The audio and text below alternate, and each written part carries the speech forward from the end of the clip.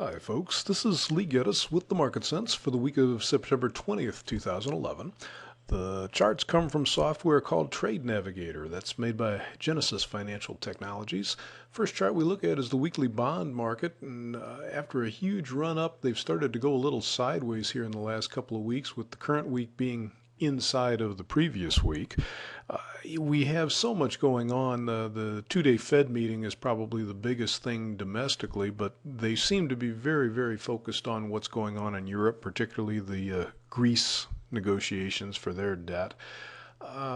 They've stopped this red line right in here. This area is the 141.16 area, and that's it's possible that that's going to cap them off this week, although the 142 area seems fairly likely, possibly up to well, that's sort of the area of the previous two weekly highs.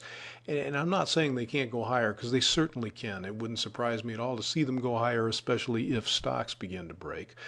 We've got support just under the market at 139.28, but we could even see a breakdown into the 137.20 area here without there being anything really negative about that. It just gets them back in the middle of this little sideways pattern here. I think they're looking for something magical out of the Fed Wednesday afternoon, and I'm not sure the Fed has any magic left. Certainly they do have some tools in their arsenal, but I'm not sure anything really makes a big difference now. And again, they seem to be more focused on what's going on in Europe than anything else. So we'll see how that plays out. Now, in stocks, we've shown a little strength here, and boy, would I like to see a little more of it.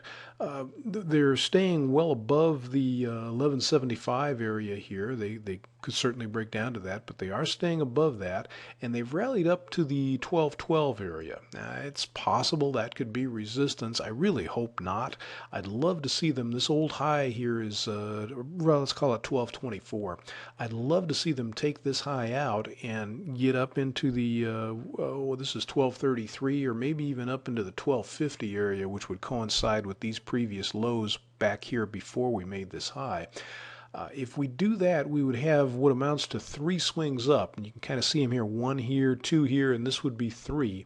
Three consecutive, or two higher, three consecutive swings consecutively going higher that don't retrace what they went down just 4 weeks in here. That could set up a really, really negative price pattern. I mean, they could be down, taking out this low very quickly if they create that price pattern.